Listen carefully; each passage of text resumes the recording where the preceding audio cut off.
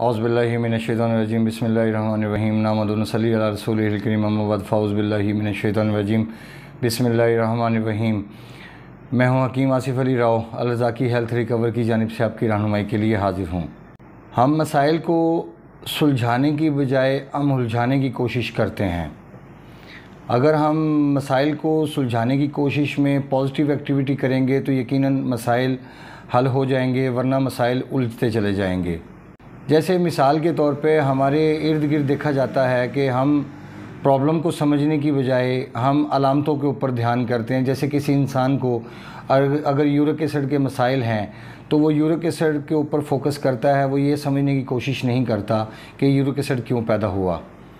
अगर हम पाइल्स की बात लेते हैं, बवासीर की, अगर बवासीर को हम देखते हैं अलामत के तौर पे मकद के अंदर हमारे सामने कुछ चीज़ें नज़र आना शुरू हो जाती हैं जिनमें से ब्लीडिंग भी होना शुरू हो जाती है।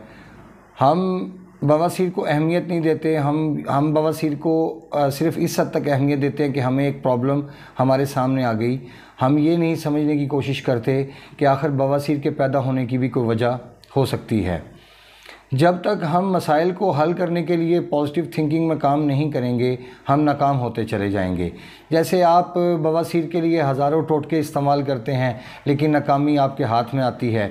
उसकी वजह ये होती है कि हम बवासीर की कंडीशन को समझने की बजाय हम सिर्फ उसको अलामत समझ के उसका इलाज करते हैं। हालांकि बवासीर के पैदा होने से पहले या यूरिक एसिड के पैदा होने से पहले कोई भी बीमारी ले लें, उससे पहले इंसान को इंडिकेटर मिलना शुरू हो जाते हैं।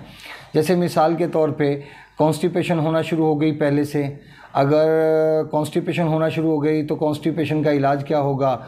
उसके इलाज के लिए हम ज़्यादा से ज़्यादा क्या करते हैं, हम लेक्सिब्रोन, डोफालैक या छिलका इस्तेमाल करते हैं दूध में कब्ज़ को ख़त्म करने के हवाले से। लेकिन बदकिस्मती के साथ कब्ज़ कभी भी ख़त्म नहीं हो पाती। उसकी वजह ये होती है कि जो डोफालैक है या लेक्सिब्रोन है, ये तो एक आर्टिफिशियल चीज़ें हैं जो वक्ती तौर पे आपको पखाने को लेके आती हैं, लेकिन बाद में कॉन्स्टिपेशन की कंडीशन फिर सेम वैसी की वैसी हो जाती है, बल्कि पहले से भी ज़्यादा बिगाड़ पैदा होता है। अब जब हम अपने मसले को सुलझाने की बात करते हैं तो कॉन्स्टिपेशन के पैदा होने की वजह या बवासीर के पैदा होने की वजह या यूरिक एसिड के पैदा होने की वजह, ये वीडियो बनाने का मकसद सिर्फ ये है कि आप लोगों को आगाही दी जा सके कि हम गलत तरीका इलाज को छोड़कर हम सही तरीका इलाज की तरफ आएँ। जैसे मिसाल के तौर पर अगर किसी इंसान को कॉन्स्टिपेशन की शिकायत होती है ठंडक की वजह से, तो उसके लिए फिर हरीड़ या बहीड़े का इस्तेमाल मुनासिब होगा। और अगर कॉन्स्टिपेशन होती है खुश्की या तेज़ाबियत की वजह से, फिर उसके लिए रेवन सारा, सना मक्की या जमाल घोटा टाइप की जो चीज़ें हैं ये काम करेंगी, अजवाइन और पुदीना टाइप चीज़ें काम करेंगी।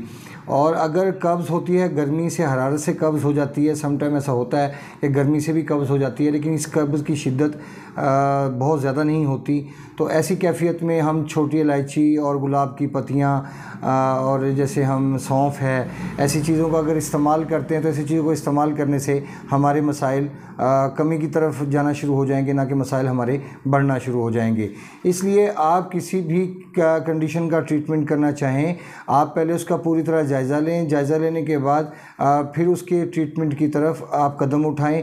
तो मैं समझता हूं कि अगर आप पूरी तरह क्लियर हैं अपनी कंडीशन के बारे में, अपनी तबीयत के बारे में, तो फिर आपका उठाया हुआ कदम आपको नाकामी की तरफ नहीं, आपको कामयाबी की तरफ लेके जाएगा। और कामयाबी और नाकामी का दारोमदार आपके फ़ैसले के ऊपर है कि आप फ़ैसला सही करते हो या गलत फ़ैसला करते हो। अगर आप सही फ़ैसला करते हो तो यकीनन इसके शानदार नताइज होंगे, और अगर आपका गलत फ़ैसला होगा तो इसका बहुत बड़ा नुकसान आपको बर्दाश्त करना पड़ेगा। जैसे छोटी सी मिसाल आपको देना चाहूँगा कि हेपेटाइटिस सी के पेशेंट होते हैं या बी के पेशेंट होते हैं, ऐसे लोग ठंडी चीज़ों का इस्तेमाल करते हैं, और ठंडी चीज़ों का इस्तेमाल हेपेटाइटिस या बी, सी की दोनों की हालत में ज़हर कातिल है और नुकसान का मौजब साबित होता है और पेट में पानी पड़ने का सबब बनता है। क्योंकि जब तक आप कंडीशन को ट्रेस आउट नहीं करोगे, आप उसका कामयाबी के साथ कैसे इलाज कर सकते हो। अब जैसे हेपेटाइटिस बी या सी खुश्की की कैफियत से पैदा होती है जब इंसान का खून गाढ़ा होना शुरू हो जाता है और जिगर की वर्किंग डिस्टर्ब हो जाती है, जिगर काम नहीं करता।